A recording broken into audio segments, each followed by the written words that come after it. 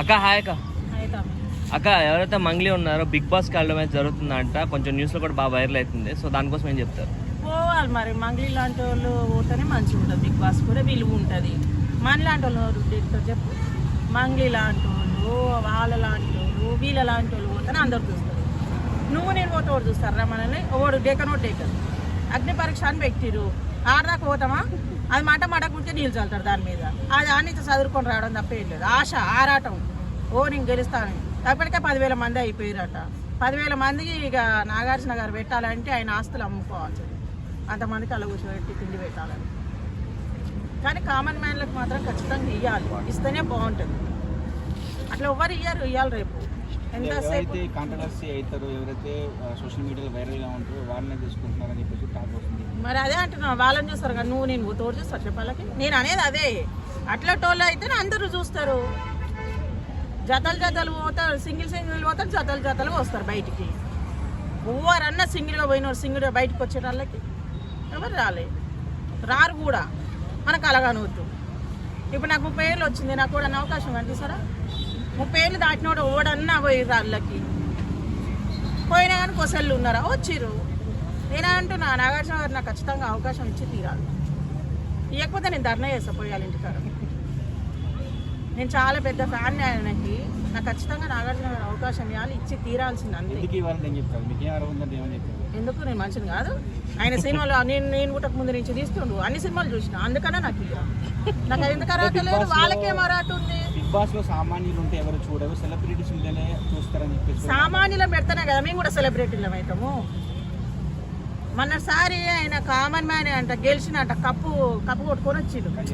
బా, అంతకుముందు ఒక ఆమె మన దేశం కోసమే వాడికి అప్పు తెచ్చిందంట చూడు, ఆమెను కూడా ఎవరు పట్టించుకోలేదు. కానీ ఈ పిల్లగానికి కళ్యాణికి చూడు, అబ్బా ఏ మంది ఏం కథ. ఏదో యుద్ధానికి పోయిండు, గెలిచి వచ్చిండు అన్నట్టు చేసిరు. యుద్ధానికి పోయిండు, ఇక రాజు అయ్యిండు అన్నట్టు చేసిరు. మరి మేము కూడా కప్పులు తెచ్చుకోవద్దా? మా ఇంట్లో ఛాయ్ తాగుతాను కూడా లేవు కప్పులు, అదే నిస్సాల్లో కూసుకున్నాను అవుతాను. అది మంగ్లీ వెళ్ళడం ఎంతవరకు కరెక్ట్ అంటారు? కరెక్టే తామే. నేను ఏమంటున్నా, మంగ్లీ అక్క లాంటి వాళ్ళు పోవాలి. పోతే 10 మంది కూడా మారుతారు, మంచిగా ఉంటారు, వాళ్ళ జీవితాలు కూడా మారిపోతాయి. మంగ్లీకే పోవాలి ఖచ్చితంగా. నా ఏం చేస్తాడు నాగార్జున, ఏం చేస్తాడు అంటే మంగ్లీకి ఓట్లు వస్తాయని చెప్పి అనుకుంటుందా ఆమె? ఇప్పుడు అయిన ఏదైతే ఇష్యూ ఓట్లు రాకపోతే కోట్లు వస్తాయి. ఓట్లే రావాలని ఏముందిరా, కోట్లు వస్తాయి. పాపం మంగ్లీకి ఏముంది చెప్పు? ఇంతందుకు ఇల్లు కూడా లేదంట. ఆ పైసలు వస్తానన్నా పోయి ఇళ్ళనే కట్టుకుంటుంది. రేటింగ్ బాగా వస్తుందని తీసుకున్నాను. ఓరికి అట్లాంటి వాళ్ళని తీసుకుంటున్నా, బిగ్ బాస్ కి రేటింగ్ బాగా వస్తుంది. రేటింగ్ వస్తుంది, కిరాయి వస్తుంది, అన్నీ వస్తాయి. మళ్ళీ అంటే వాళ్ళు పోతే రాదా? కళ్యాణిని చూడలేదా, చేయలేదా, మరి కాలేదా? అంతకుముందుకైతే తెలియదు కదా మనకు ఊరికి అబ్బాయి. ఇంతకుముందు రైతు బిడ్డ సింపతి అన్నారు, లాస్ట్ టైం ఆర్మీ సింపతి అన్నారు. రైతు బిడ్డ, ఆడబిడ్డ కాదు, ఈడబిడ్డ, రైతు బిడ్డ. ఇప్పుడు చూడు ఇట్లా మీసాలు తిప్పి కూడా తిరుగుతాడు అన్న. ఇప్పుడు మీసాలు తిప్పి కూడా తిరుగుతుండు చూడు బాబా. నేను గెలిచిన పైసలు మొత్తం తీసుకు ఎవరికి ఇస్తాను? ఇచ్చినట్టుగా ఎంతమందికి ఇచ్చారు? నీకు ఏమైనా స్లిప్ ఉందా? ఆయన అంటారు. అదే అంటున్నా, నేను కూడా చెప్తా. నేను కూడా మా రేవంత్ రెడ్డి నాకు 3 కోట్లు ఇచ్చిన అని చెప్తా.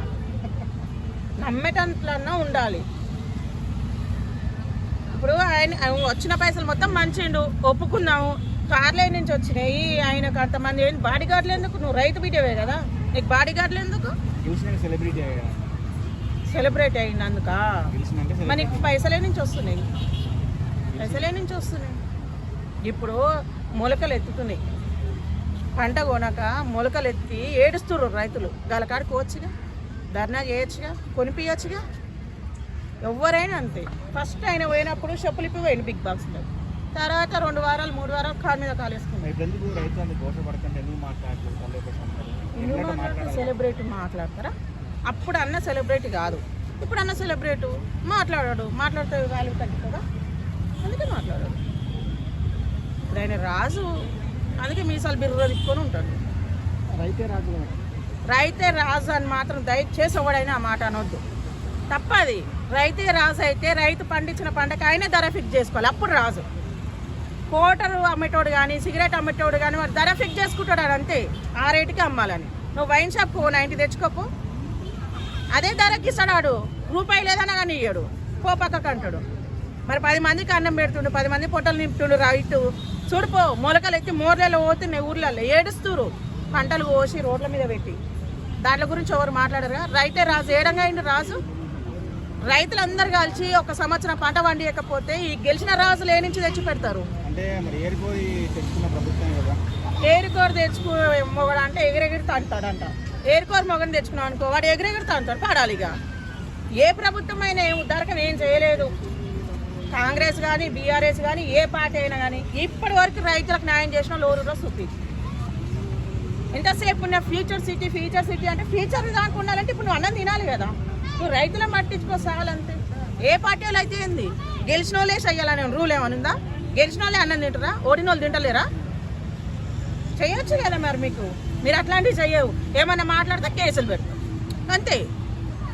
ఏమన్నా అంటే కేసులు పెడతాము. 10 మందికి అన్నం పెట్టారు. రైతుకి స్వేచ్ఛ లేదు, పండించిన పంటకు ధర ఫిక్స్ చేసుకునే అర్హత లేదు. 10 మంది జీవితాలు ఆగం చేసేటానికి అయితే ఉంది. రీసెంట్గా చూస్తే కాక్రోచ్ పార్టీ అని చెప్పేసి ఏ పార్టీ అది? హైదరాబాద్ వచ్చింది. నిరుద్యోగులంతా జాయిన్ అయిపోతున్నారు. ఎలా ఉంటుంది? నిరుద్యోగులు జాయిన్ అవుతున్నారు కాక్రోచ్ పార్టీలో. ఏమో మరి ఆ పురుగులు ఎక్కడ ఉంటారో మరి ఎటనో అర్థమవుతలేదు నాకు. ఆ పార్టీ గురించి అర్థమవుతలేదు. ఏందో కాకరోజులు అంట, జర్రులు అంట, బుద్ధికలు అంట, ఏంది మరి ఇట్లా అయిపోతుంది? ఒక్కొక్కరు ఉద్యోగాలు లేక ఏడుస్తురు. కనీసం వాళ్ళ కోసం మనం చేయొచ్చు కదా. వాళ్ళ కోసం మనం చేయొచ్చు కదా.